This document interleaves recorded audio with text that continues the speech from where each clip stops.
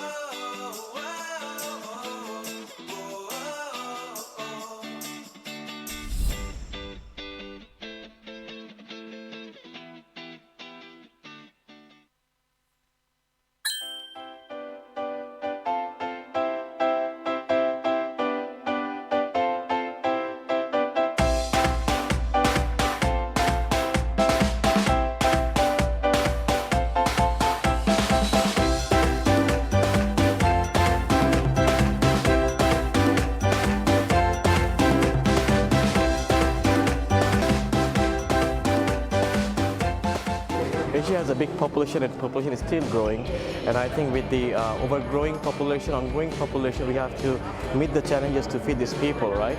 So, and we have to grow food here instead of importing it. So I think this is a huge potential for animal feed market in Asia to grow in 5 years. We have attended 3 times at ILDEX Vietnam. Yeah, and we think it is a very good exhibition in Vietnam market. And I think it's a really, really good chance to just start the business with Vietnam. So we focused on the big dealers because we don't sell to the end customers. So for us, it's really just to find the right way and to find customers. This is my first index in Vietnam. And I visited many shops and different organizations, and it's very impressive to see how livestock sector move in terms of technology to assist different livestock organization production. And I'm happy also that some of these things can assist not only the large farm in Vietnam or Southeast Asia, but also useful also for the small farmers holders in the city. This is my first time here, and I'm really impressed about it. And this exhibition gives me a chance to meet a new partner to our company. Yeah, today I'm very happy to see when I do presentation in the hall, a very warm environment from crowd people come to attend the presentation, and they listen and they give me many interesting questions to ask about the topic.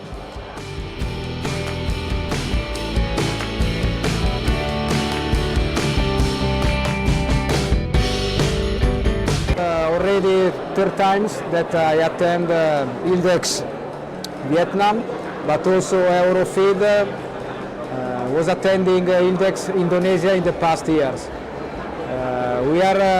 I see that every 2 years there are improving of the quality, is increasing the visitors, and we are coming for improve our business with Vietnam.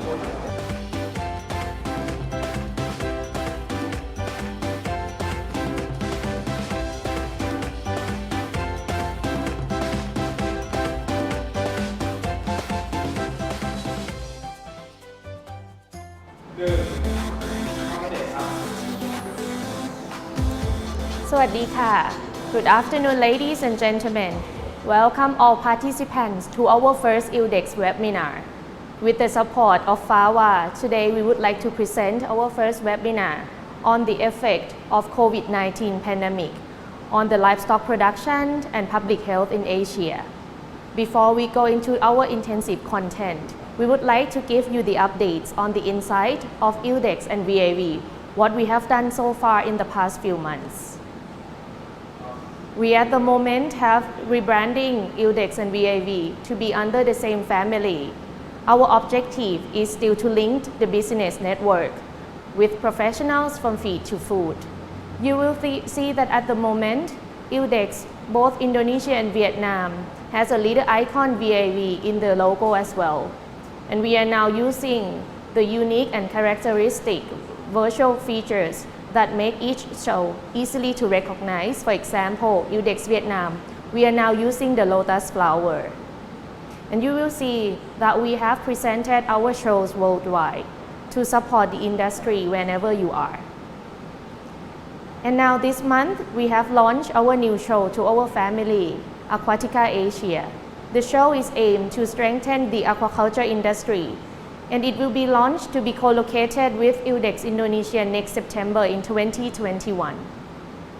Also, we know that everyone is still concerned on the face-to-face events, so from time to time, we have also made a market survey with our possibility of the visitors, and they are saying that they still would like to visit the physical events in 2020 to create the face-to-face interactions with the business atmosphere in person. The face-to-face events for them would be more flexible with the on-site arrangement. However, we also understand that the situation is uncertain. So then we are actually preparing for our hybrid and virtual events. So we would upgrade our online business matching platform from previous editions to include the video conferencing, the live broadcasting, as well as the live streaming for the product highlights and product presentation. We are also working with many vendors to improve our virtual events features, for example, the AI floor plan, as well as the virtual booths. On the content side, we are working with the various supporters on the antibiotic resistant topics, as well as the livestock production, food safety, and dairy production. The conference are still running in both language, in Vietnamese as well as in English. Our supporters here are just one part, but big thanks to them, so we can still have the show. And then our partners, for example, Ministry of Agricultural and Rural Development of Vietnam, confirmed if we can have the physical event, we would give us the full support, together with the local associations, as well as Federation of ASEAN Veterinarian Associations, our co-host today. They always give us the hope and full force that we can come back to the physical event soon. Before we hand the stage to Dr. Achariya, I would like to thank Dr. Heru, Dato Dr. Khosa, Dr. Supachai, as well as Dr. Achariya Sailasud for being here with us today, and then to give the knowledge and sharing all the insights of the COVID-19 pandemic on livestock production and public health in Asia today. Our participants who is Thai veterinarians will also enjoy CE credits as well.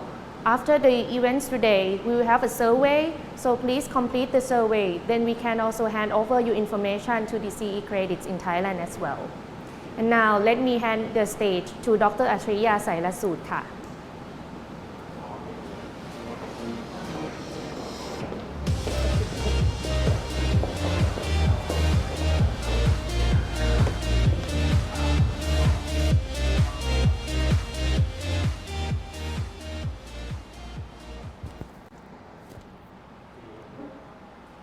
สวัสดีค่ะ Thank you very much คุณปนัดดา on this arrangement. On behalf of FAVA, we are really pleased to support and make this webinar happen with VNU. At this moment, the most important topic that we would like to hear and keep update, of course, I think everyone would like to hear about the COVID-19. Then today, we have invited speakers to talk about the effect of COVID-19 pandemic on livestock production and public health. Before we start, allow me to welcome Dr. Hiru Settijanto. He is the current president of the Federation of Asian Veterinary Association, FAVA, and he was the past president of the Indonesian Veterinary Medical Association. Please welcome Dr. Hiru Settijanto for his opening speech.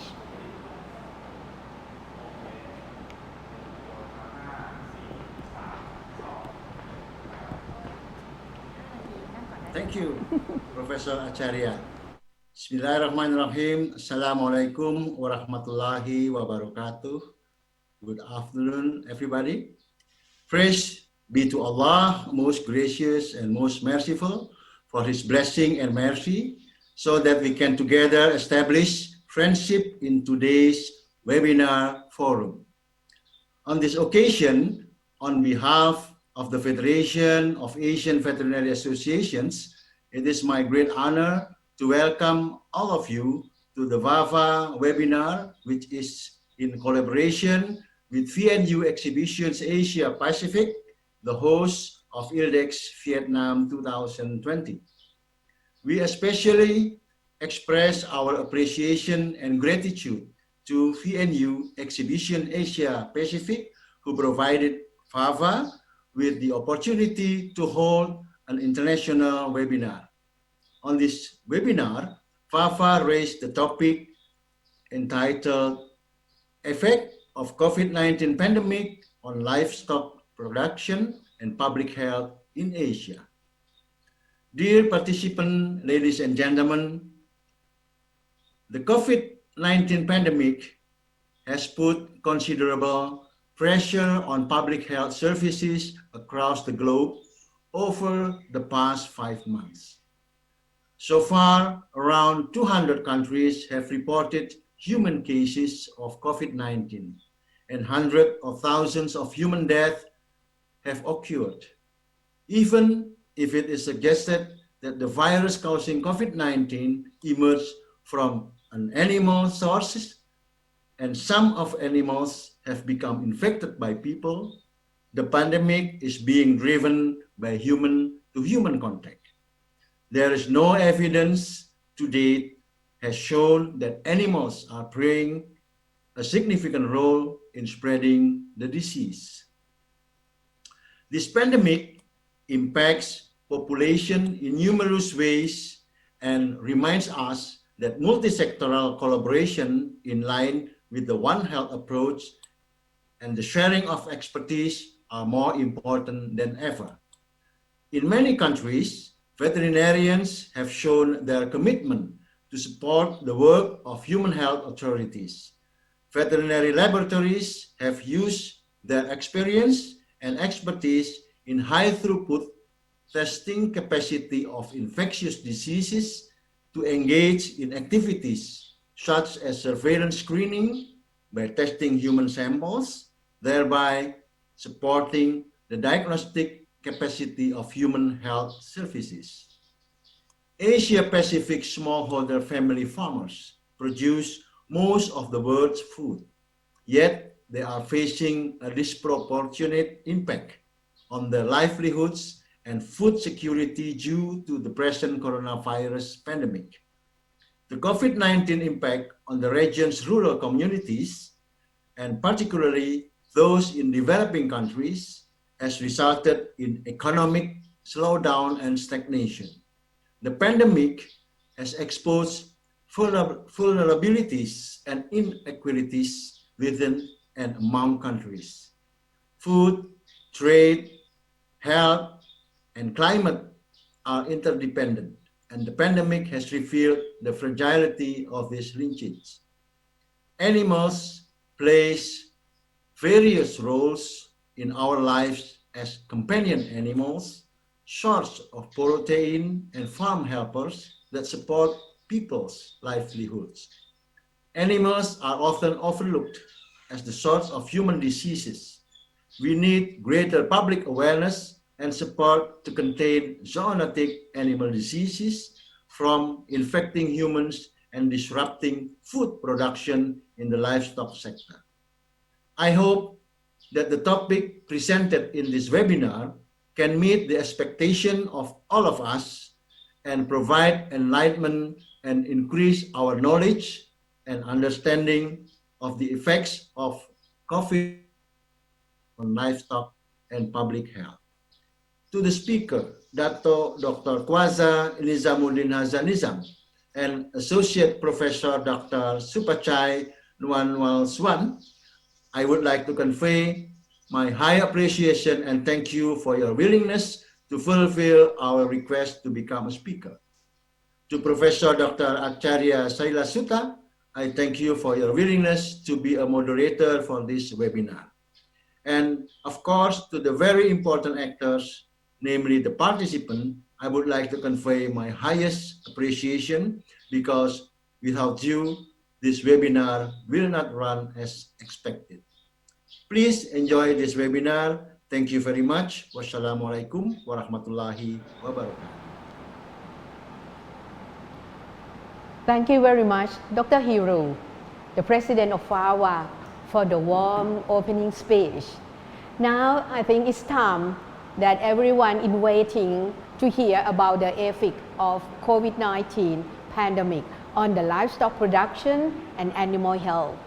It is our honor for us to have a Dr. Kwaza Nizamuddin Hasan with us.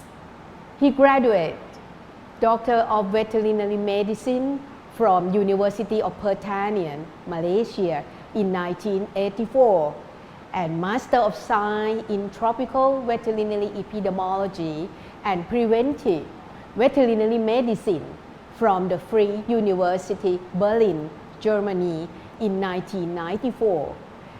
He was a Director General of the Veterinary Services, Malaysia from June 2017 till March 2020.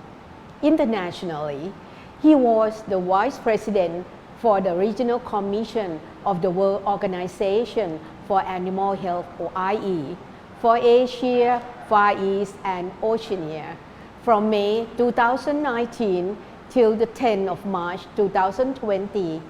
Please welcome Dr. Kwaza Nizamuddin Hasan, the Vice President and President-elect of FAVA and Past President of Veterinary Association of Malaysia. And of course, he is the Chair of the FAVA Congress next year in 2021 in Kuching, Malaysia.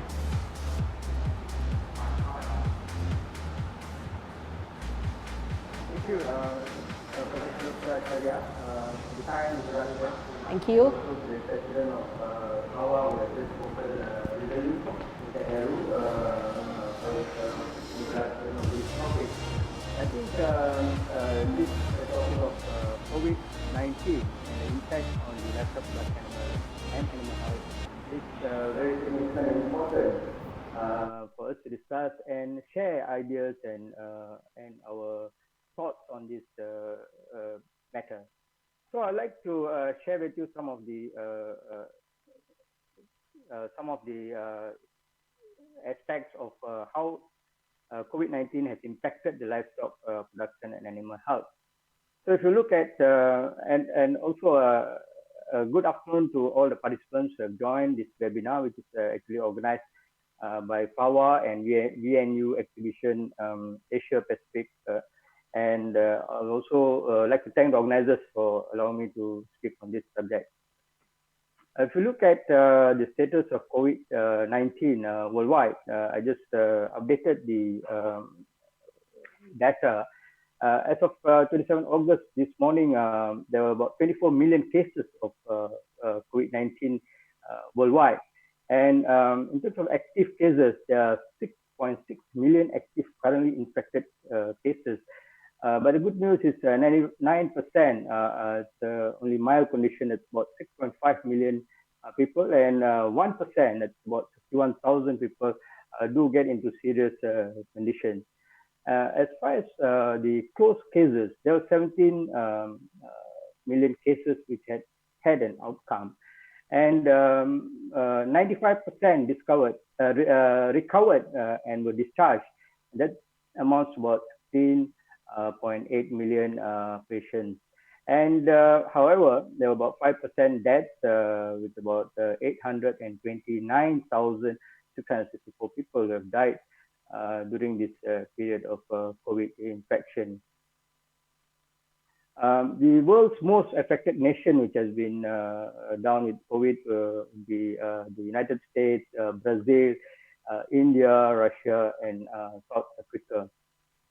So like if you look at COVID-19, as we know, it is caused by SARS coronavirus 2, which is closely related to a group of coronaviruses in bat population. And we know that the reservoir host for this coronavirus are the bats, and of course the intermediate host, which is supposed to be still not known, still being investigated. And if you could look at the symptoms, most of the symptoms for COVID it's like flu-like symptoms. We have fever, tiredness, dry cough, shortness of breath, repeated shaking, loss of smell and taste.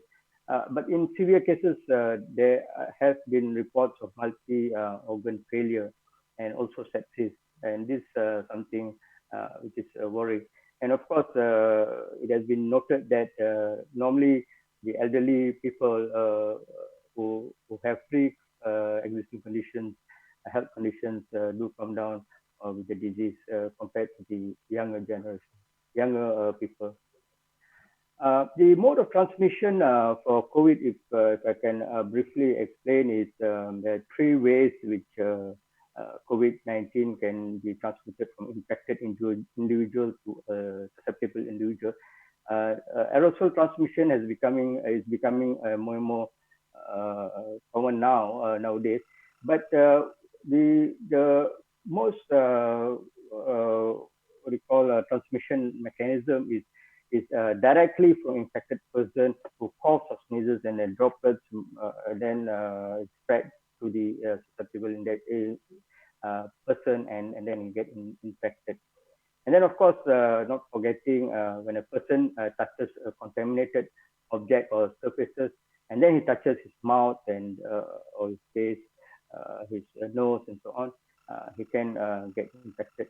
These are the three main transmission modes of COVID-19. And of course, as you would have noticed, a lot of countries have got into this prevention mode mechanism. One is wearing masks, wash your hands, sanitize your hands, see a doctor if you are sick, stay home. And of course, a lot of premises have put in place measures by taking temperatures before you get into the premises. You're supposed to record your name, your phone number, so that contact tracing can be done. And of course, mask is also being undertaken, or rather, people have been asked to wear masks, especially in crowded places. And social distancing or physical distancing is also becoming common. At least 1 meter is required. Sometimes can be up to 1.5 meter, and so on. These are all the preventive measures where this a lot of countries have undertaken already. What then is the macroeconomic impact of COVID-19 to countries worldwide? If you look at the report from the World Bank in June 2020, there's mention about the deepest global recession in decades.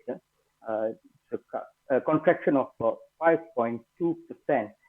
And the World Bank expects to support these countries, US dollars 160 billion will be needed over the next 15 months. And if you look at the undernourished people, according to FAO, due to the lower GDP, there will be increase in undernourished people from between 14.4 to 80.3 million people. And then loss of jobs. If you look at just the food system itself, it's expected that 30%, nearly about 451 million jobs will be lost, this according to the International Labour Organization. And of course, IMF have received requests from 50 low income and 31 middle income countries for emergency financing, which is estimated to be about USD 2.5 trillion. These are all this macroeconomic impact, which impacts a lot of people who are involved in the agricultural sector and even in livestock production. So if I can share with you what are the current status of animals which have been infected, this information has been gleaned from OIE, and you can see in Asia, Japan, Hong Kong has reported cases in dogs and cats. Russia is also in a cat, and then there is in Germany, cat is infected. Belgium, in Netherlands, mink farms have been infected. In France, cats have been reported. UK, you have cats also. And in Denmark, a mink farm has been infected. And in Spain, you have infection in cats, in mink farm. And of course, in USA, there were reports on tigers, lions, cat, and dogs. And this is what the reports we have got from the OIE. And the ad hoc group on COVID-19 and safe trade in animals and animal products, which met on 9th of April, did come up with the current stand of the relationship of animals in terms of with COVID infection.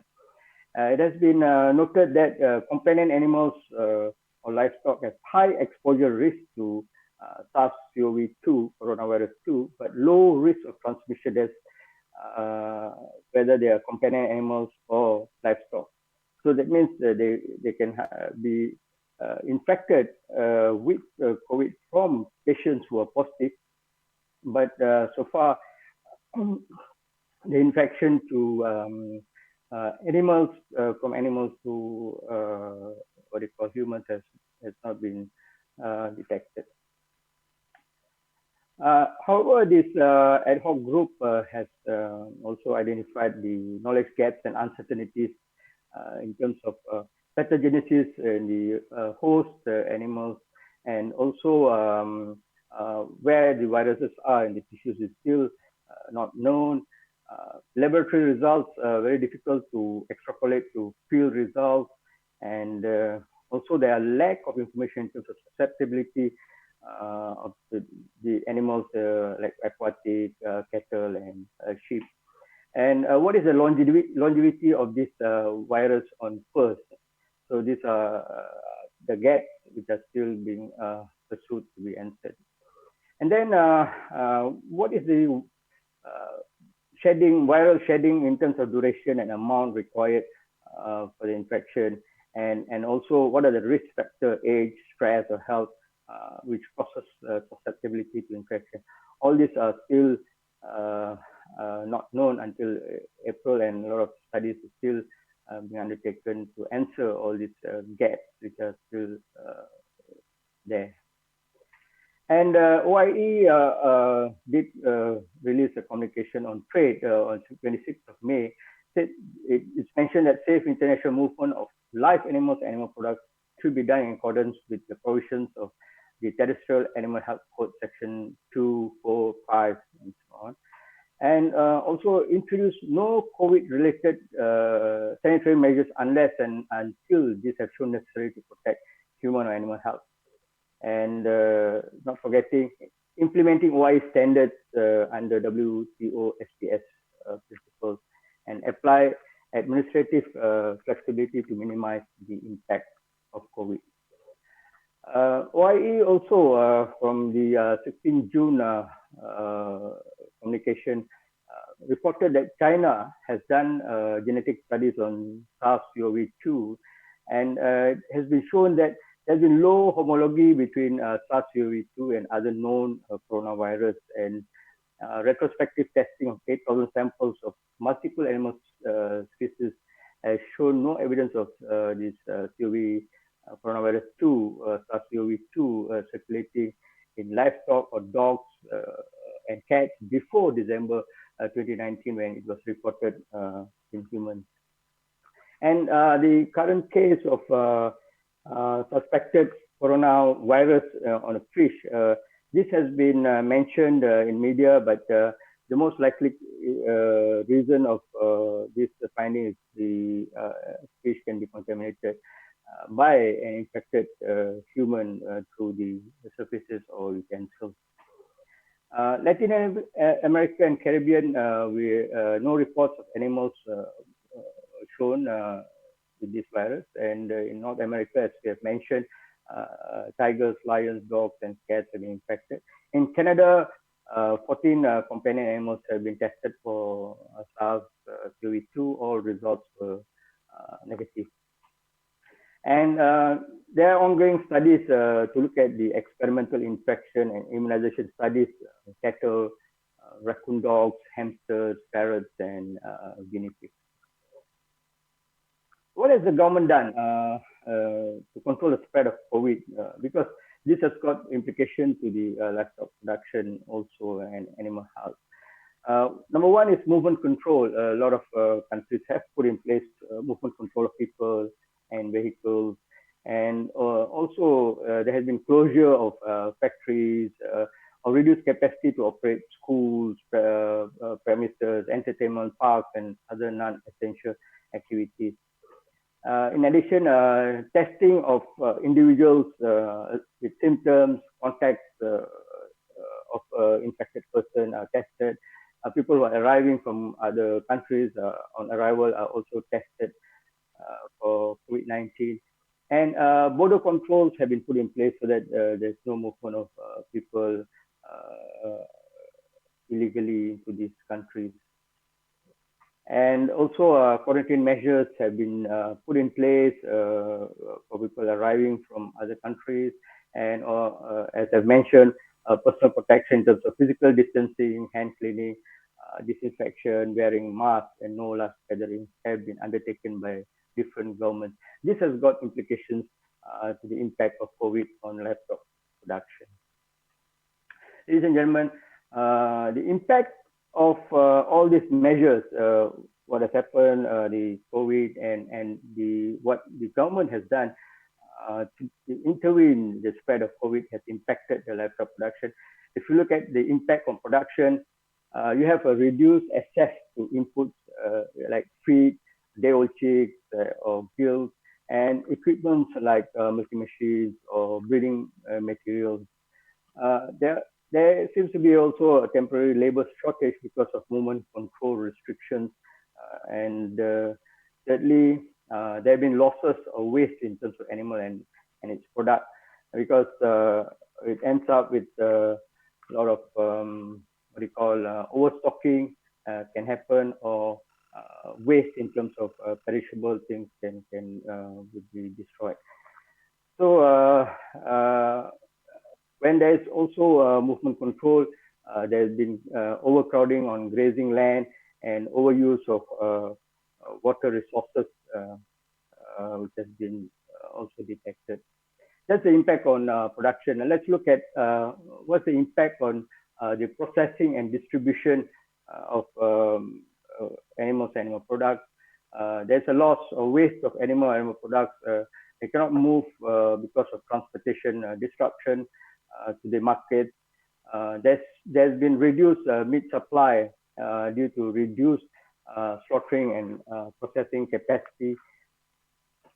And of course, distributors are unable to deliver due to market closure or limited market access because local markets are closed, restaurants are not open or probably open for shorter periods. Tourism is almost not moving. Travel industry, a lot of flights, most of flights are not operational. And let's look at what happens to the impact on consumption. There seems to be a reduced demand because markets are closed, as you know, and then some countries where they have school feeding programs, those programs probably has been suspended. And of course, the reduced demand can be due to some of the fake news which has been circulating, where cases have been related, or rather have been mentioned that probably is coming from, like, for example, the fish in Beijing market. Then we also have the situation where there's a reduced purchasing power because of the economic conditions of the country, where there's unemployment and also people who are undergoing lower income. There's a slash in terms of remuneration and so on. This has resulted in reduced purchasing power. If you look at the income, what's the impact of this COVID on the income of farmers? Farmers' income has been reduced. In China alone, for example, 200 million people are involved in the agriculture sector, a big portion of it in the livestock sector, and a lot of people are impacted by the income which they cannot generate from livestock production. And then, of course, companies which are involved in producing livestock products and so on are also impacted in terms of the losses. And if we do a study in the supply chain of this industry, the losses are in excess of 20%. What then are the impact on animal health in terms of at the farm level? If you look at animal health activities have been reduced because basically in terms of sanitary activities or biosecurity activities, vaccinations, prophylaxis, treatment, and so on have been reduced due to the COVID and the restricted movement which has happened. And of course, there seems to be increased stress because if animals are not sold, then there's overstocking in the farms, and that increases the stress and reduces animal welfare standards. And when there's a reduction in animal welfare standards, then of course it affects the productivity and the performance of the farm itself. And access to veterinary extension service are reduced because of the movement control, where veterinarians are unable to service the farm, paraprofessionals are unable to go to the farm to service and provide the necessary advice as required. And access to health input also reduced. Things like drugs, vaccines, disinfectants, and supplies are affected because of disruption in the supply. And not forgetting, if a farmer is infected, then their farming activities become disrupted. So that is at the farm level. If you look at what is the effect on the government side, on the laboratory side, you notice that the testing and diagnostic capacity reduced because probably there's not enough kits and people to undertake this testing which is required. And also the same applies to disease surveillance and reporting, which is also disrupted due to restricted control of movement of people and vehicles. And you can't move samples, transporting of samples is become an issue in terms of equipment and also the protective equipment, PPE. At the impact of animal health on the national service, you'd see that there have been cases where disease control programs have been reduced or suspended. For example, if there's a lot of effort has been taken in some countries for the control of African swine fever, but because of this COVID pandemic, then the emphasis have been reduced for ASF control. And of course, the response to disease outbreak is also affected. For example, there's been mentioned that when there's an outbreak of ASF in Papua New Guinea, the response to this outbreak has been slow. What about at the international level? You see that a lot of international organizations like FAO, OIE, their programs and activities have been delayed, suspended, or even cancelled. This is the effect we have faced. But however, there are some online discussions, webinars, and so on. Priorities for funding is also affected because the funds are now being used for COVID and COVID control and related expenses to COVID. Hence, priorities of funding in livestock production and animal health is also affected because of that. We have seen all the impacts in terms of on the production side, on the distribution side, and also at the farm level and right up to the international level. Let's look at what then are the mitigation efforts which needs to be undertaken, which has been undertaken by a lot of countries. I can share with you some of the experiences of different countries, which will be useful for us to share. At the farmers level, it is hoped that there's communication to government on assistance exemptions to associations. I'm sure a lot of countries have already undertaken such measure. Communicate with service providers and suppliers to secure services and supplies in times of COVID, how to move these supplies efficiently. And then consider marketing channels, online platform. And I think this has gained a lot of interest and a lot of online sales happening, even for products from animal products and so on. Implement biosafety and biosecurity measures to prevent disease introduction at farm level. These are the mitigation efforts which needs to be taken.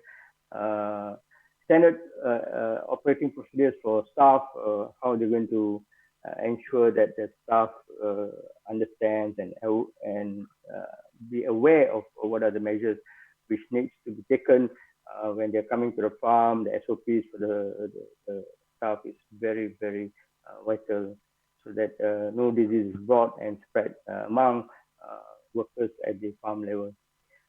It is suggested that disease prevention programs should be continued, whether it's husbandry practices, vaccinations, or vector control and disinfection.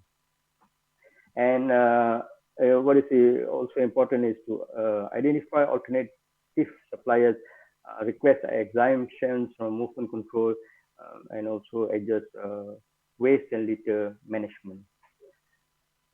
For the animal health professionals, including those involved or even the para-professionals, I think personal biosafety and biosecurity measures should be undertaken, implemented when you're visiting farms, and we should not be bringing any diseases. All the personal biosafety measures should be undertaken. Yeah, and we have secure supplies and services like vaccines, drugs, and so on, so that there is no disruption in terms of giving the services which is required by the farmers during this time. And it is suggested that there is a continuity of disease prevention control program at the farm level, and of course to update the farmers on the situation of COVID and what are the control measures which needs to be undertaken from time to time. This requires a lot of engagement with the farmers. There's a lot of policy intervention, which probably a lot of it has been undertaken, but anyway, these are the things which probably it's important that some countries which may want to introduce such a measure in their own country. Movement restriction exemption for livestock production should be given. Special permits must be requested for this purpose. The promotion of e-commerce is very vital, and this is already happening because of disruption in the supply chain. Veterinary services should be requested to be categorized as essential business, and so that the government can give exemptions in terms of movement of the people who are involved in providing the services to the stakeholders. Adapt checklist on biosafety and biosecurity for stakeholders. This is to ensure that diseases and effects from COVID can be minimized or reduced. The fifth point I'd like to make is on trying to maintain essential disease monitoring, prevention control programs for the essential diseases, and continue monitoring prevention and control of transboundary diseases, maintain surveillance, disease investigation, lab diagnosis, response capacity, and also to maintain the capacity of national laboratories. Online services like SMS, social network services platform, should be given more emphasis by the authorities and service providers, so that all these consultations and services, extension services, can be continued with the farmers. So, ladies and gentlemen, it's a small policy intervention which can be undertaken to develop communication materials to sensitize livestock animal health stakeholders. This can be this is important to continuously ensure the awareness at the farm level is high. And then to strengthen the coordination and collaboration, all the relevant sectors to ensure reliable and correct information flow to the stakeholders.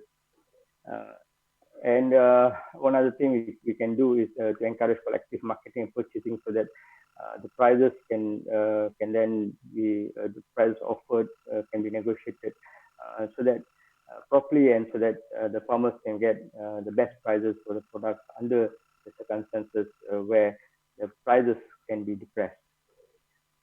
Coordinate the supplies of livestock production inputs. The government can assist in that to ensure the supplies is not disrupted, and to secure supplies continuously for the farmers to maintain their production capabilities. And of course, to promote the local sourcing of production animal feed and supplements when it's becoming more difficult to move these feeds from other countries and other regions.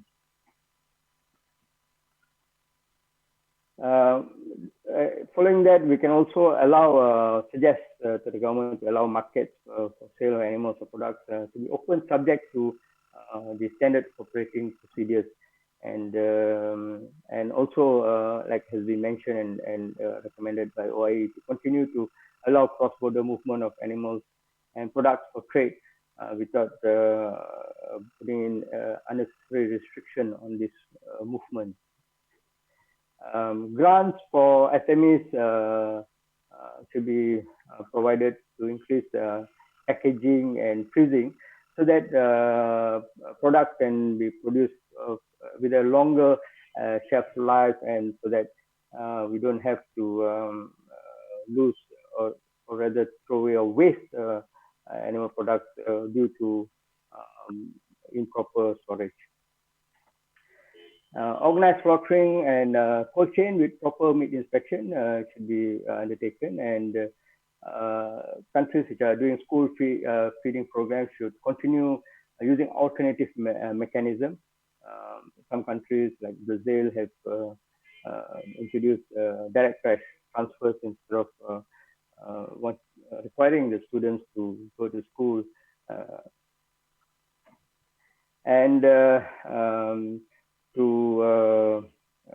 for example, to manage milk production, work with milk processors to accept milk from farmers to produce long shelf life products like UHT or powder milk, and with that we can then accept all the milk produced by the farmers.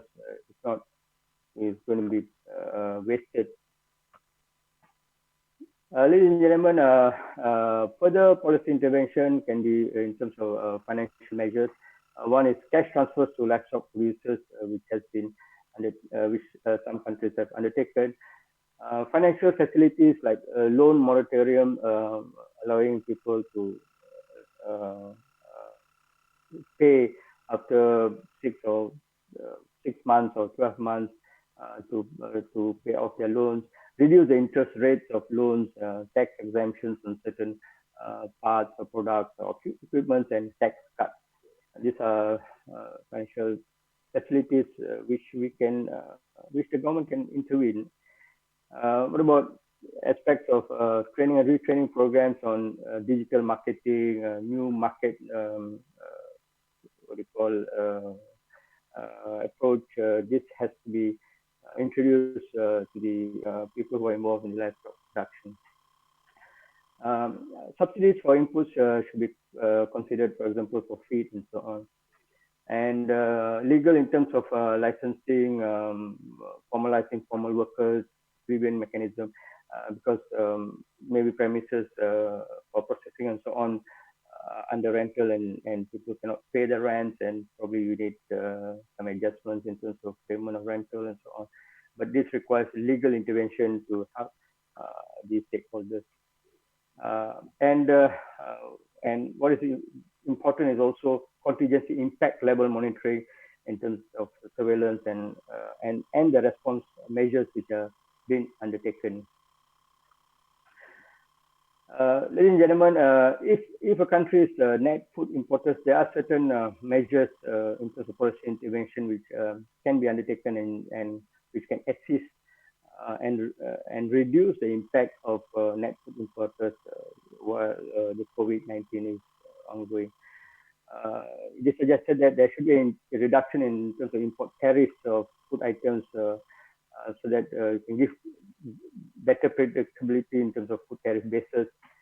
Looking at how to store supporting efficient food storage to reduce food loss and waste, and how to use public resources to secure call options to hedge against price volatility of commodities. The governments can consider this measure. And of course, to increase the resilience of the global food value chain to ensure continued functioning during crisis situation. This is very applicable to countries with a net food importers of certain commodities of livestock.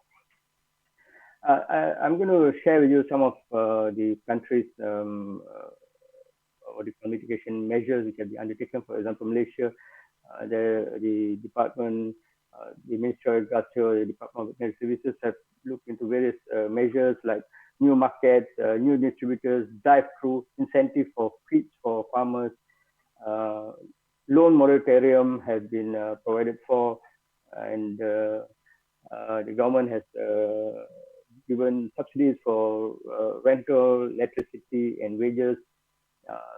Stockpile of meat is being considered. Data collection further improved so that the supply chain is properly identified with the purpose of trying to license the entire value chain to monitor and intervene when there's this requirement, especially in terms of COVID. And reducing the production of day-old chicks so that the demand and supply can be matched properly so that there is no reduction in terms of pricing of broilers at the market. Essential service movement have been allowed and for the purpose of sending feed to the farms, the drugs, and so on. And the operation time has been increased while the movement is allowed. These are the various measures which have been undertaken by Malaysia. Look at China. China has also undertaken a few measures to try and reduce the impact of this COVID-19. They've created special travel permit platforms for public procurement and e-commerce. It's now being pushed very hard to WeChat and so on to allow the supply of fresh agricultural products and raw materials, including imported products. Supported animal feed, slaughtering, and meat processing enterprises to resume their operation. And China also incentivized the pig and poultry farming because these were the subsectors most hard hit by the crisis. And strengthening the prevention control measures against animal diseases, including highly pathogenic avian influenza and African swine fever. This is very interesting when of course, the number of cases in China has been in the decline. And China has also promoted insurance and financial services in rural areas through cooperation agreements. Let's look at Myanmar, some of the recommendations. Travel restrictions, again, trying to remove. I think most countries have done that. Allow movement is specific to Myanmar, honeybees, cattle to new pasture and live there. Price control should be undertaken so that it's above the production cost, and of course, financial support is required in the industry. Other countries in Asia, you have for For example, Philippines, certificates of food lane accreditation, food passes, easy passage for products and inputs. India, they have published the advisory for the livestock owners. Cloud-based iTeams to improve supply chain has been put in place. And of course, in Vietnam, there have been exemption of agriculture land use tax. So these are the different mitigation measures which have been undertaken and by various countries, and also some measures have been suggested earlier. So in conclusion, we can see that there are about 213 countries and territories in the world are directly impacted by COVID-19. And of course, severity is dependent on how well governments respond and put in place various measures to reduce the impact on humans in terms of life and also livelihood. And we are all learning from each other. Yes, can such pandemics be avoided? The answer is a big yes. But the question is, are we taking and will be committed to take necessary actions to reduce such incidences?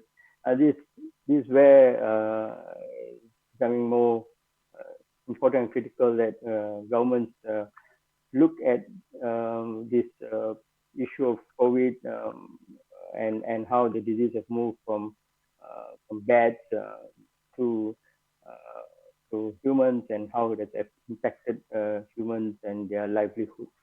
And it is very important that governments all over the world should seriously realign their resources and their efforts to prevent or reduce such occurrences to happen not only in their own country but worldwide. And it's all in our hands. Like you say, even getting COVID, if you can keep your hands clean, wash your hands, and this one of the main mechanism of contact between person to person, and it can cause diseases. So and all the other measures are also in our hands to implement and to ensure that the disease can be controlled effectively and reduce the impact which we can create. So with that, I've made references here, ladies and gentlemen. You can have a look at all these different reports from OIE, FAO, and so on to get better clarity and more information on this. And not forgetting, I would like to acknowledge the FAVA Expo who have suggested that I should speak on this topic. Thank you to the President of the Expo, the Veterinary Association of Malaysia, who I represent, and also the Expo, VNU Exhibition Asia Pacific, Ms. Yawalak, who have assisted me to conduct this webinar, and immense business event, Mr. Jason Chu and Mr. Saleh bin Ibrahim, Sheikh Ibrahim from BBS Malaysia for helping me with the graphics, and thank you, and thank you, and see you in Kuching. We have this FAVA 2020 in Kuching 2021, and please consider to register at this website, www.fava2020.com. Until then, stay safe, stay healthy, all the best, and we hope you have enjoyed this talk, and I hope you'll gain some inputs in your thinking on how we can together control COVID-19 and its impact on the livestock production and animal health. Thank you very much.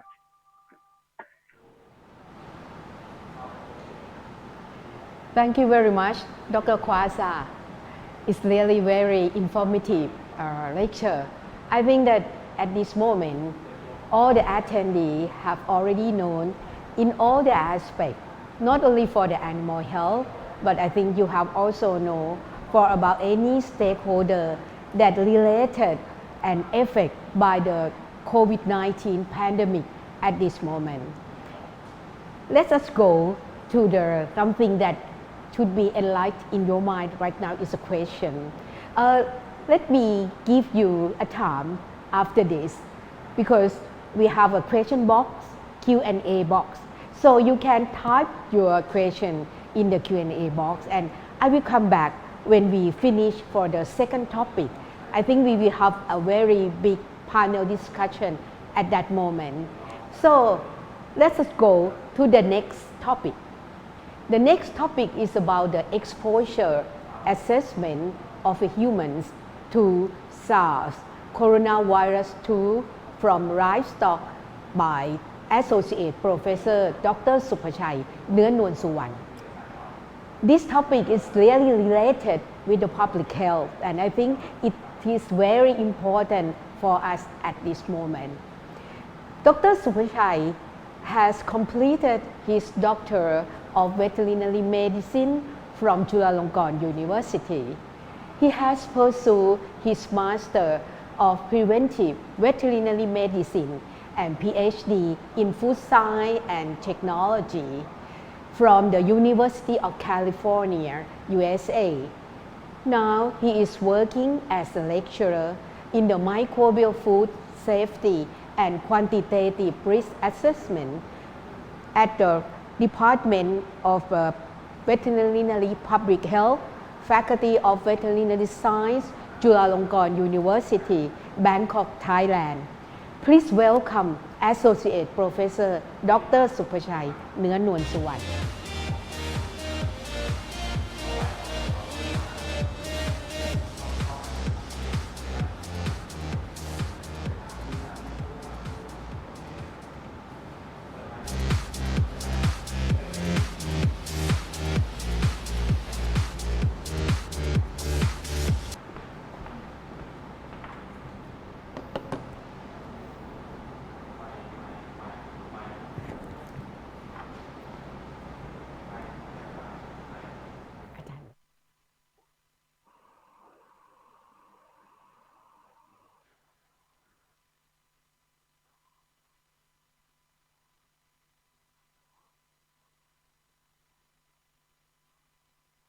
Hello, good afternoon, everyone. My name is Supachai Nuan. I'm has been invited to join this webinar session in this afternoon. The topic that I would like to share with you today is the exposure assess.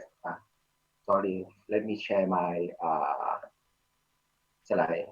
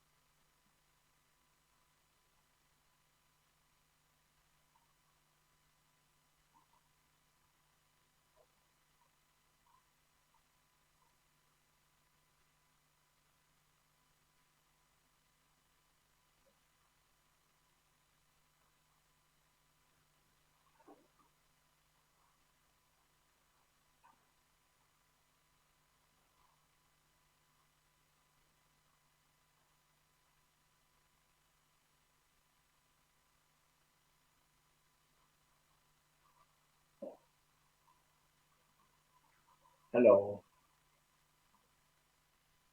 Hello. Can you hear me? Hello. Hello. 1, 2, 3, 4. Hello. Hello. Can you hear me? อาจารย์คะ Dear Dr. Supachai, yes. Yes. Yes, you have already shared the slide, right? Yeah. Yeah, please share the slide. Yeah, I share the slide now. Okay.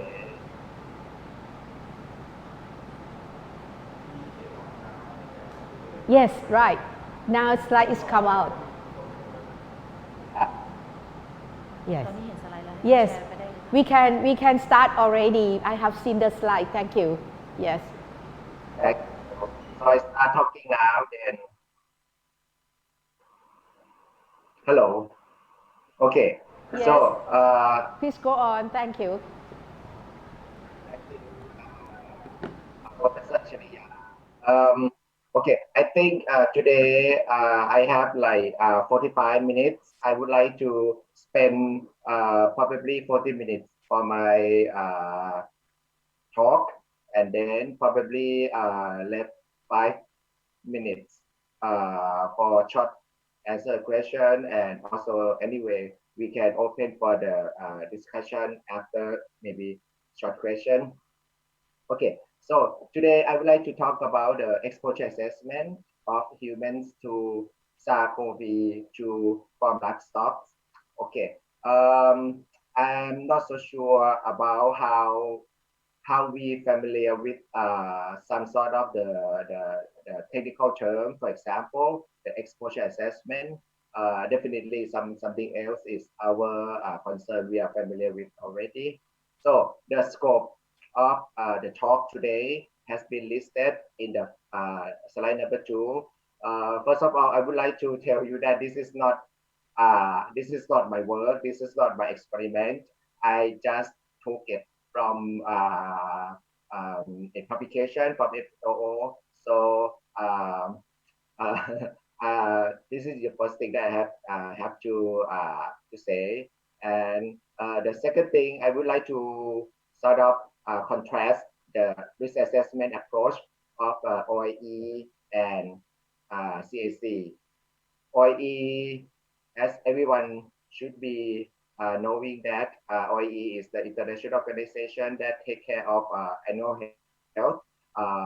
In contrast, the CAC, or Food Extended Commission, has been assigned from under the space agreement as the international organization that take care of human health to set the food standard. Okay. Next, I will also contrast the difference between qualitative risk assessment and quantitative risk assessment. And today, since the publication of FAO in this topic, they use the qualitative approach. So I will give you the basics of the qualitative risk assessment and tell you about the risk question, what's the difference or the same, and get to the point of the result of this, talking about the likelihood of exposure, and the summary and conclusion, and finally the FAO significant message, because we might have mentioned some of the animal species that might be has been highlighted, and people, I mean, like in the veterinary aspect, we might think of a surveillance, and we might start taking the sample from this kind of animal, and it might not be a good idea to hurry to do that. Okay, so let's move on. This is the slide. This is the slide that tell you about the source of the information. This is from FAO, Food and Agriculture Organization of the UN. Okay, this is a qualitative exposure assessment. The name is exposure of humans or animals to SARS-CoV-2 from wild, livestock, companion, and aquatic animals. As the name implies, this is supposed to cover both human and animal. Also get exposed to wild animals, livestock, companion, aquatic animals. Since the time might be a little limited, and some of us might not be familiar with the wording, the technical term in terms of this assessment, and I got to give you some more background. So the time might not be allowed to cover all of them. So I would like to talk some of the next question, which is might be only the human that get exposed to the livestock. Okay, and this work has been done by all these experts. okay, from all around the world, from as you can see from the slide. And I will be more happy to share this slide to you. Even also the original publication of this this work as well. Okay. As I told you in the scope slide, the first of all, I would like to tell you about OIE, Terrestrial Animal Health Code. Actually, it has been published many years ago, but to be sure, I take the latest one online of the OIE website. In chapter 2.1 point, has been talking about the IRA or import risk analysis. This is the OIE approach, and they were talking about the risk assessment, risk management, and risk communication. And what are these things all about? These are the overview of how we deal with the international trade in terms of import or export food or animal internationally. Okay. And as the title of this work talking about the exposure, that's why I got to tell you that the exposure assessment is one step among 4 steps of the OIE's risk assessment. Okay, the first step of the risk assessment is so-called entry assessment. The second step is exposure assessment. This is where the name of this work, the title of the work originate from. The third was the consequence assessment, and the fourth was the risk estimation. Okay, from these 4 steps, if we rearrange it in the form of the country, okay, then we can see in this diagram. Okay, on the top of the slide, you can see that the entry assessment is on your first on your left, exposure assessment, and then consequence assessment. Okay, the entry assessment, as the name implies, it means that the hazard, okay, has been entry into the importing country. So the entry assessment supposedly was performed in the exporting country. Okay, and the exposure assessment supposedly has been done in the importing country. So this is the border.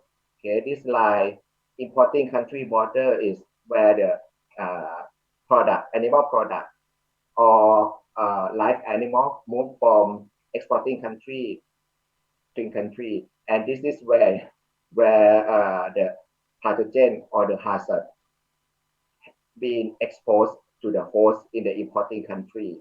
The reason why I have to show this one in order to show you that the exposure assessment is the common steps, whether in the OIE approach or in the codex approach. So move on to the codex approach. This is the 4 step. 3 components of the Codex Alimentarius Commission risk analysis. This is composed of risk assessment, risk management, and risk communication. Basically, basically the risk assessment is to quantify how much or to determine, to evaluate the risk. So the risk assessment basically did not make the food safe in terms of the food production, in terms of food safety. However, the risk management actually is the key component that make the food safe. I like to pass it kind of quickly because this is just only the overview. And the risk communication is the communication between risk assessor and risk manager. Okay, and now we get closer to our topic already. For the CAC see risk assessment, there are 4 steps. The first step is hazard identification. Second step, hazard characterization. The third step, exposure assessment. The fourth step is risk characterization. In this case, in this topic today, we are focusing on exposure assessment. We are focusing on exposure assessment. What is this step is all about? This step is about the chance. We evaluate the chance that the human, in this case, we focus on the human, get exposed to the agent or to the pathogen or to the hazard. And this case is our new coronavirus. And how about the hazard characterization? Somebody might be asking. Hazard characterization previously has been called dose response assessment. What is this step is all about? This step is about the relationship between the dose or the amount of the virus or the amount of the pathogen that get into our body and develop into an infection or an illness. Okay, so in this publication, they did not talk about the hazard characterization, which is maybe somebody might, it might be analogous to the OEE's consequence assessment. I will bring back this one. This is the OEE risk assessment. There is also the consequence assessment where the impact or the adverse effect happen to animal. But in this case, for the CAC care about human health. So the consequence turned out to be the human infection or human adverse health effect, or we get infected with the COVID-19. We get the COVID-19, that kind of thing. Okay. Now we still on the basis of risk assessment. I would like to introduce the concept, the concept to contrast the qualitative and quantitative risk assessment. Both method codex has honor both method as it shown in the codex guideline 30. The use of quantitative information is encouraged to the extent possible. What does it mean? It means that codex would like the WTO member state to do the risk assessment in the quantitative approach as much as they can. However, since every country, every WTO member have different level of the resources, so the quantitative should be encouraged, but they also honor the qualitative, as it say that, but the value and utility of the qualitative information should not be discounted. So it means that whether WTO, whether WTO member can use either the qualitative or quantitative risk assessment, and what is the difference, the main difference, or essentially what is the difference between quantitative and qualitative. For the quantitative, we usually talk about the data in terms of number or numerical. However, for the qualitative, it will describe or measure or evaluate the chance, evaluate the variable in terms of text or descriptive. Okay. And I would like to show you that the difference between qualitative and quantitative risk assessment, both methods have the same objective, is to estimate or evaluate the unwanted outcome. We have 4 steps, as I mentioned earlier. We have a hazard identification, hazard characterization, exposure assessment, and risk characterization. They are all, both quantitative or qualitative, have the same 4 steps, have the same transparency. What does it mean? Transparency means that you got to show all the information that you have where you derive to this conclusion. Data for the quantitative, as I told you, is about the number. For example, 100, 1,000, like 70%, 30%, that kind of thing. For the qualitative, will be the description or the text will be the descriptive. Okay, the main difference here will be is the qualitative is more subjective as the issue of the qualitative. Okay, I will talk about it later on. For the computation, for the quantitative, we use the common mathematics. For example, we have the multiplication, we have addition, division, exponential, that kind of thing. But for the qualitative, we usually use the matrix. We have the likelihood for two variables and we combine them in a certain way. We use the matrix. Okay, this is the difference. Now, would like to tell you about the subjectivity because when we read the publication, especially the qualitative risk assessment or exposure assessment in this in this case, we cannot we OIE or Codex did not suggest you to look at jump to the conclusion to see whether it's high, medium, or low. Okay, because what?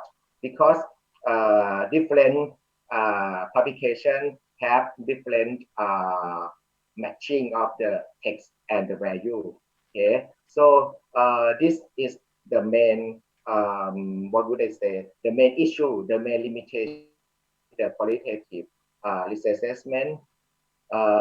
What is the subjectivity? What is the subjectivity? Subjectivity is about how we ranking or how we give the value to a certain variable.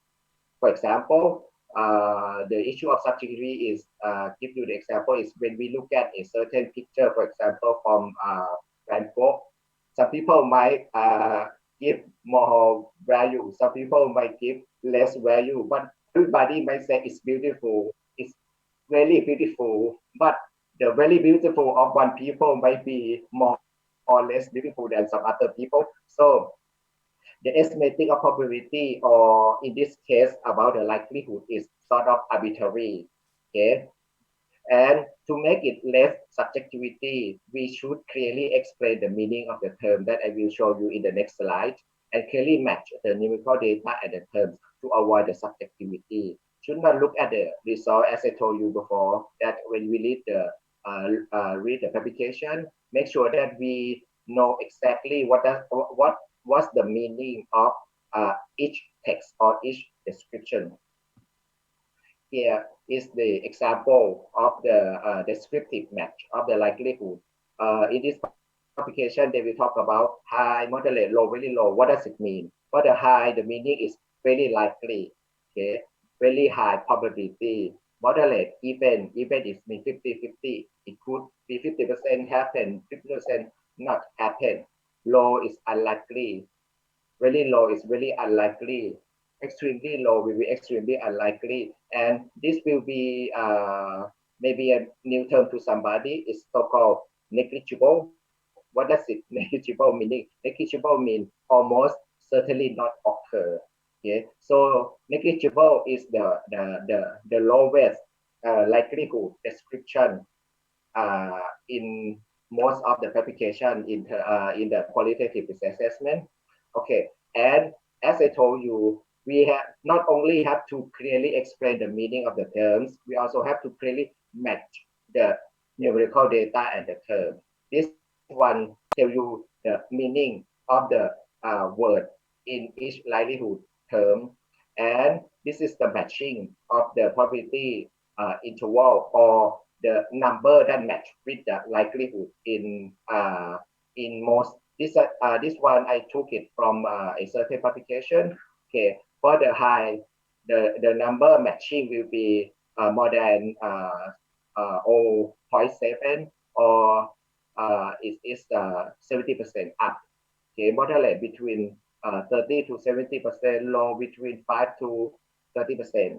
Okay, and for the negligible is less than or equal to 10 to the minus 6. What is 10 to the minus 6? 10 to the minus 6 is 1, is equal to 1 in a million. What does it mean? It means that among 1 million times, there is only one time that happened or show the result. Okay, so negligible is the lowest possible likelihood. In most of the publication, they use this term. For the qualitative microbiology assessment, usually we start with this question, and we have to also determine how we calculate or evaluate. To answer the risk question, you have to draw the risk pathway. Okay, and um, in uh, in the field of the risk assessment, people will be talking about the total uncertainty. The total uncertainty is composed of two things. One is uncertainty, and another thing is variability. If we would like to reduce the sample size, if we would like to reduce the uncertainty, we have to increase the sample size. But the variability is the fact that we could not reduce the variability because this is the normal. This is a variation that happen in a certain variable. Okay, and in order to describe certain variable, if we cannot do the experiment by ourselves, we cannot observe the information for that variable. We have a choice as well. We call expert opinion. We can ask some expert help us to determine what is the number. Okay, when we're talking about the uncertainty in this publication, also touch on the also determine the likelihood of exposure in terms of uncertainty as well. Okay. In the publication, they talk about they describe or they define the uncertainty in three levels: high, medium, or moderate, and L mean low. If they state as a high, what does it mean? High, it means that we don't know much about this variable. Okay, so the uncertainty is in other words, we can think of it as a state of knowledge. How much do we know about this variable? If we know very little about this variable, then the uncertainty will be high. As the definition implies, lack of data or limited data. Okay, or the medium is we have some little knowledge. We have because we have the small sample data set, or low. In terms of low uncertainty, it means that we have more information. We have pretty much confident. We have high knowledge, much enough knowledge to determine this variable. Okay, the uncertainty level in this publication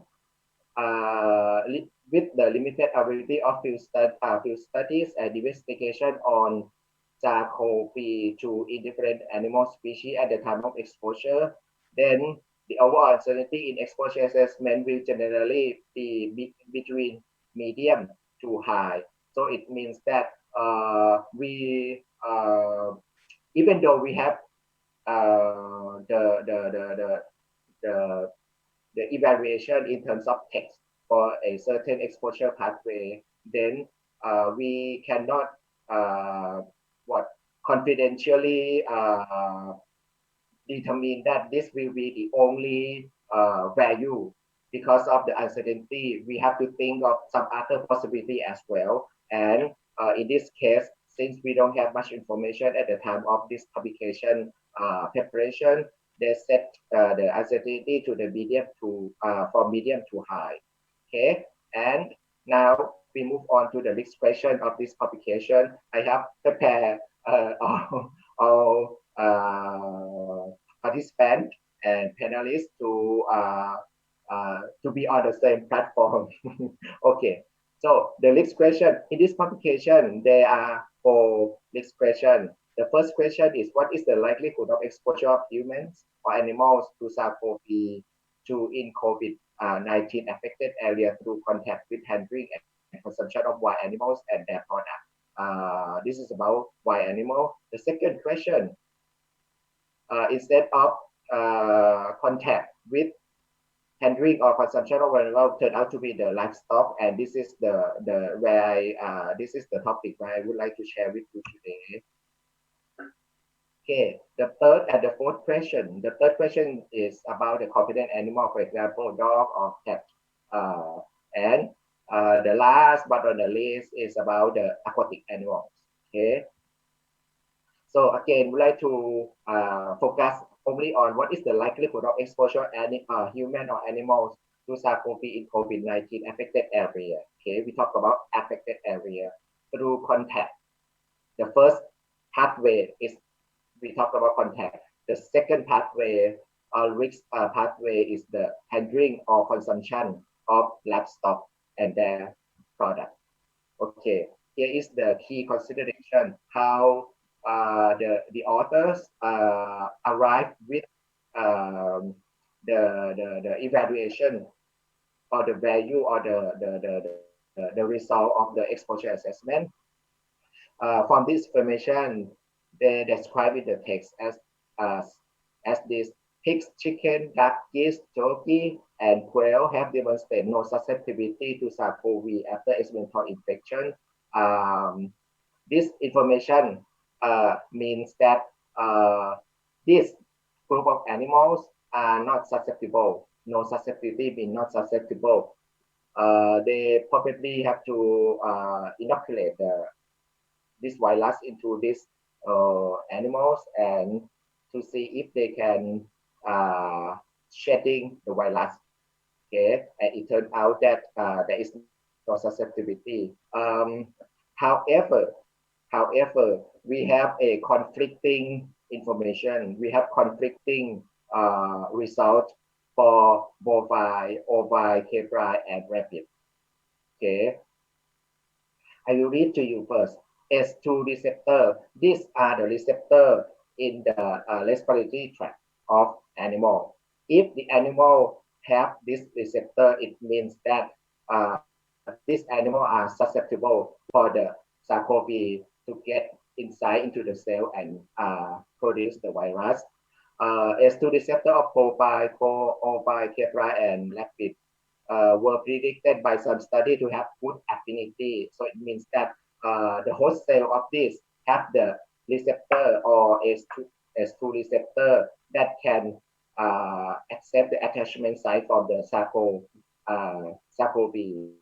Affinity to bind SARS-CoV to RBD, while study addressing Hymalid and equine report conduct contradictory finding of either good or poor. However, further study are still needed. So it means that are conflicting. So this will consider to be cannot be assessed.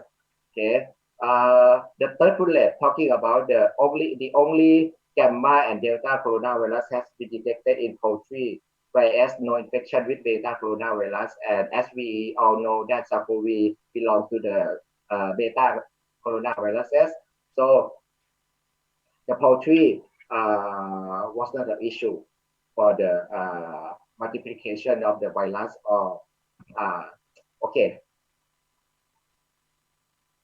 We have 10 more minutes. Okay, the key consideration, okay, from this one, with these three bullets, they conclude that assess likelihood level or associated uncertainty for exposure of humans or animals to SARS-CoV-2 in COVID-19 affected area through contact.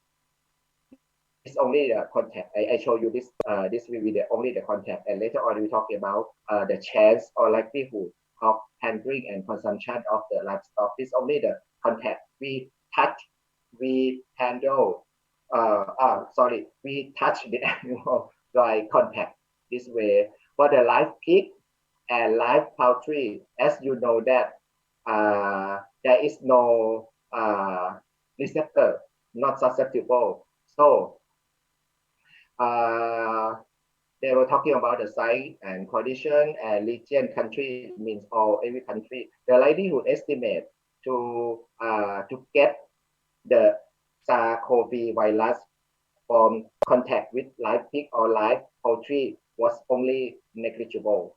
Okay, remember negligible is the lowest chance. Okay, and in parentheses, the capital M is the medium.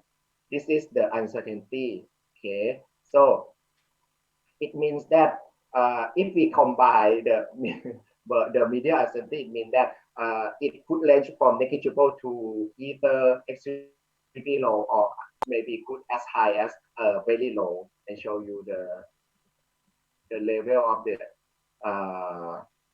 probability for negligible. If combined with the uncertainty, medium level, it could go up to extremely low or very low. Okay, what else?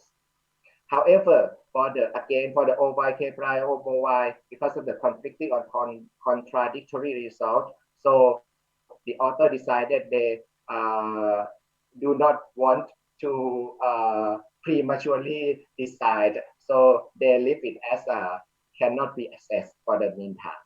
Okay, and to tell you about, to give you the feeling of the likelihood negligible. Okay, again, the negligible, the probability interval is less than 1 in a million, or 10 to the minus 6, 10 to the minus 6 equal to 1 in 1 by 10 to the 6, and 10 to the 6 is a 1 million, 1 million. And what is 1? What is number of getting a hazard? In this case, just like how the number of contacting with live pig or poultry, okay, that we get the hazard among all possible or every time that we contact it. Okay. Interpretation, negligible likelihood. What does it mean? It has two implications. The first implication is about individual base. The second implication is population base.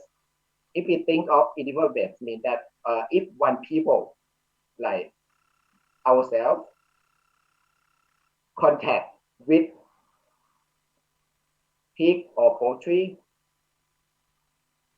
once a day, if we contact it once a day, if we contact it up to 1 million times, then it means that we have to take up to 2,700 years, because we contact it once a day. It have to take us more than 2,007 years in order to claim that we will get virus just one time. So negligible, we consider it as a very, very, very low likelihood. And we can, as the name implies, negligible, derived from the verb as a neglect. So we can just ignore it because it's so low that we can forget it. Okay, this is the implication in terms of individual base. How about the population base? If I consider as for example, in Thailand, we have the registered population up to 60 million population. With this kind of likelihood, 1 in a million, it means that every 1 million people, we get just one chance of getting the coronavirus SARS-CoV. If we have 60 million people, then that's why we have 60% getting this virus. And when we compare with the when we think of it as a infectivity rate, I cannot say this word. When we compare with the Ministry of Public Health, they have a publication every year, annual publication. They're talking about the illness rate. If we think of contact one time for the real virus, and then we get infected for sure, then we will have only 0.1 person per 10,000 people each time. Okay, that was the likelihood of exposure to SARS-CoV contact with the live pig or live poultry. How about the second pathway, handling or consumption of livestock carcasses, raw meat or organs? body fluid, and excretions. And these 4 bullets are the information why they conclude their result. Human-to-human transmission is of pandemic proportion, and environmental contamination occur in area where COVID-19 patients are persistent and have visited. Therefore, surface contamination of food product is possible. Where food hygiene standards do not meet those described in the Codex Alimentarius, this refer to the general recommendation of the Codex for the food hygiene. In conclusion, for this bullet, it means that if in a certain area, in a certain country, if they practice the food hygiene of food handler and everything, then the chance will be very limited. Okay, there is evidence of SARS-CoV isolation from environmental sample collected in traditional market. So the virus was there. Okay, variability of SARS-CoV-2 is preserved for longer period of different surface in the presence of protein substance. So it means that the virus, just as the general virus, if there is some protein or lipid, this component can usually protect the virus, the viability of the virus. So the viability of virus is preserved longer if it contaminated. For example, if it contaminated with the meat, contaminated with the blood or the lipid. Okay, SARS-CoV is stable in different pH conditions and different on different surfaces. So there are the virus was there, and different conditions have different variability of the virus. Okay. Okay. So this is the same table from this table. The table 2 in the publication. I cut on the top here for the content about the handling and consumption. They lump all together. In this case, they lump all together. They do not separate. Whether it's poultry or pig or carnic or wild caught, they do not separate it. They just lump it together as a livestock carcasses, meat, raw meat, raw organ, body fluid, the excretion. They separate it actually not by the species, but they categorize it by the food hygiene standard. If people in that case, in that area, in that market, let's say, if they do not follow the food hygiene standard, then the chance of getting the virus will be low with very high uncertainty, because in the parenthesis the capital H.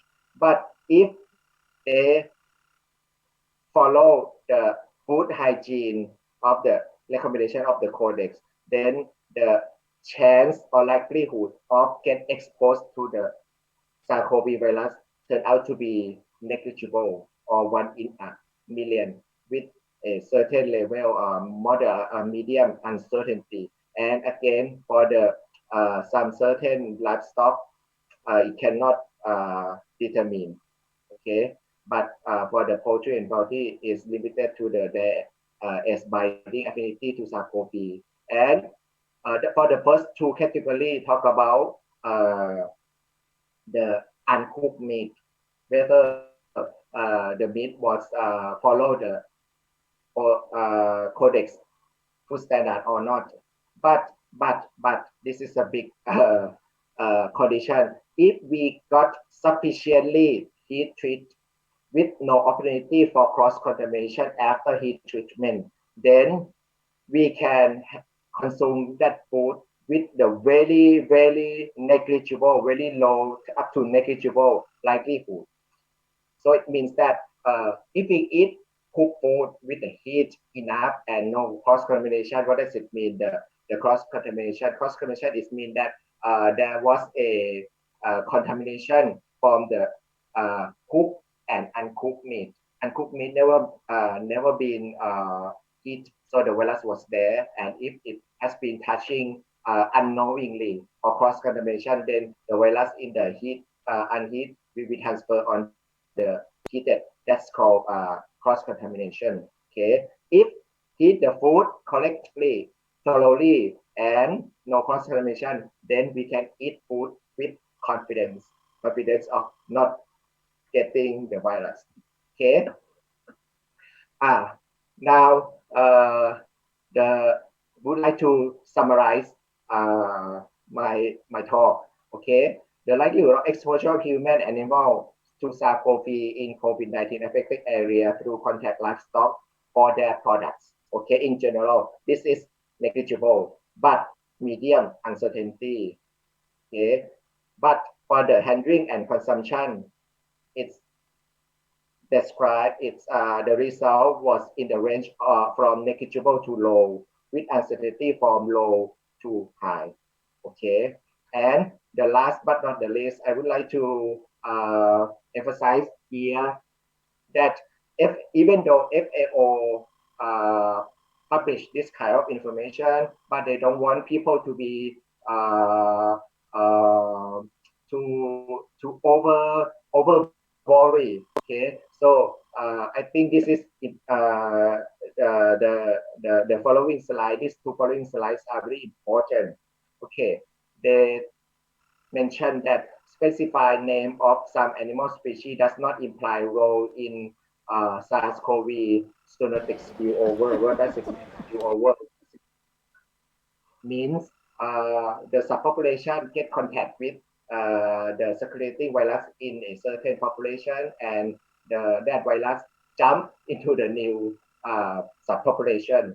This is called spillover. So they don't want actually to be over worried in terms of zoonotic spillover. The results of this assessment do not justify any measure that subject any species to unnecessary stress, impact, threat, or affected conservation status. Why they say that? Because at the time of the study, I think the information is limited. So that's why they would like to be sure that we will not do immature measure until we get exact information. FAO discourage active surveillance of SARS-CoV in animal species that distract time resources away from veterinary services. So they worry that veterinary services has been overloaded with their routine and jobs. So if we have this kind of thing, and then we have to distract their time, to allocate their time to do some other thing that is not yet sure. Okay. However, FAO encourage public health and veterinary to work together under One Health approach. I think we don't have to describe much about the One Health approach. Okay, to investigate SARS-CoV infected liver for history of contact with animals and products. Okay, that will be my last slide. And thank you very much for patiently listening to my talk. Okay, thank you very much. Thank you very much, Associate Professor Dr. Supachai Nuansuwan, for a very descriptive of the quantitative risk assessment. At this moment, I think it's time for us for the question and answer, because we received so many questions since from the first lecture until now. So in this case, I will try to select a very interesting one to ask you, especially to our first speaker, Dr. Kwasa, and our second speaker, Dr. Supachai. And also, we also invite our president, Dr. Hiru, to join us, right? Yeah, so we will have a very fruitfully discussion for the panel discussion for the end of this webinar. Yes, I think, shall we start for the first question? I would like to ask the one, maybe this question is come to Dr. Supachai. We received one question about how we evaluate for the risk assessment for the One Health approach, and for the country. I think this one is very important. The most useful at the country level. What do you think that should be the best for recommendation to our audience for the risk assessment of the SARS-CoV virus for One Health approach upon the FAO? Yeah. Upon reading this certification of the FAO, the reason why they would like to suggest One Health approach, because in this case, definitely it's it might be too early, to conclude whether the COVID-19 is actually derived from animals. However, in terms of One Health, I think it's good that we can do the surveillance, do the monitoring, do the evaluation, and the assessment with three framework in the One Health, whether the animal health, human health, and environmental health, because this virus turns out to be, I think it might be sort of available for the system in the environment. So if we do only in the human, it might not be answer to the question. We might also get from the animal health as well. And this virus again has persisted in the environment. So if we can resolve together, we can answer the question I think because of the signal is not so well, right? I will try to contact with the one who asked the question, and will send directly to Dr. Supachai and kindly reply to his email. I think that they would like to know the country level, what is the appropriate one for the assessment for the One Health approach for the SARS-CoV virus. Yes, thank you very much. Yes, the other one is about maybe I would like to ask to Dr. Kwasa.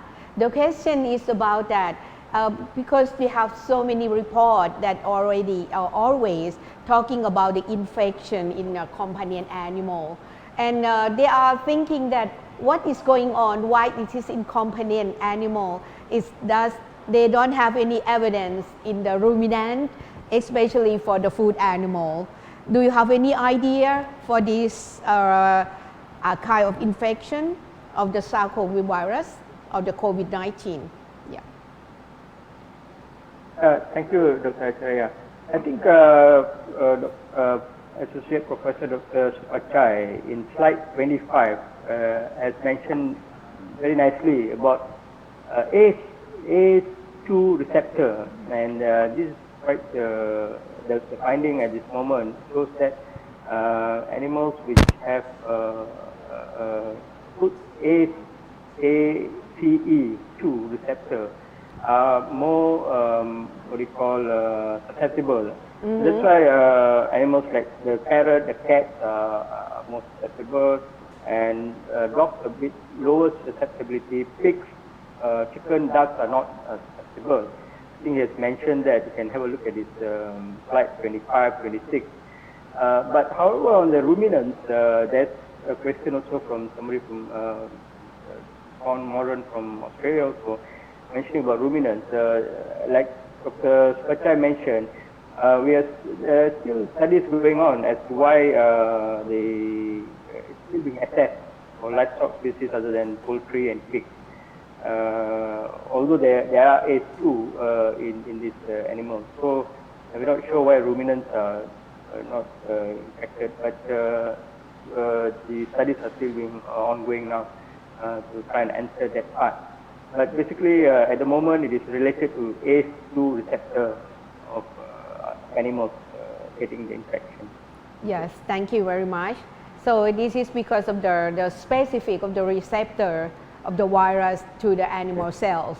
That's why, because of this is something that we always happen in the companion animals, always have some report in the companion animals and some kind of wildlife more than ruminant and other livestock. Thank you. Yes, so maybe I would like to ask one question to our president. Dr. Hiru, I think that you have already looked through it for the COVID-19, especially this pandemic is really affect. As Dr. Kwasa already gave us a very wonderful lecture about the COVID-19 to the socio-economic, to the livestock, to the everything, even the veterinarian wellness. So in this case, in your opinion, what do you think that how can we or education or what is the direction is all the veterinarian and many stakeholders to work together to stop this effect of that should be go to something that we can do it for the successfully recover in our region. Do you have any suggestion? Yes, please. Yes, of course, as I already mentioned in the opening speech, that this pandemic impacts population in numerous ways and reminds us that multi-sectoral collaboration in line with the One Health approach and the sharing of the expertise are more important than ever. And as we already done in the FAVA always each year have a seminar about One Health, and we always talking about the One Health. I think we should now bring all the problems to go into the One Health approach, because we must help the human health services through our expertise in the veterinary. I think that is. Thank you. Yes. I know that it's a very difficult question, but anyway, I know that if we collaborate each other very intensively, it should have something that can be done, and we can make it, possible to make the COVID-19 to try to control and get rid of it from our global agenda. Thank you very much. Yes, I think, right. Yes, thank you very much, and really thank you for a wonderful lecture for today from our invited speaker, especially from Dr. Kwasa, our president-elect, and the vice president of FAVA, from Associate Professor Dr.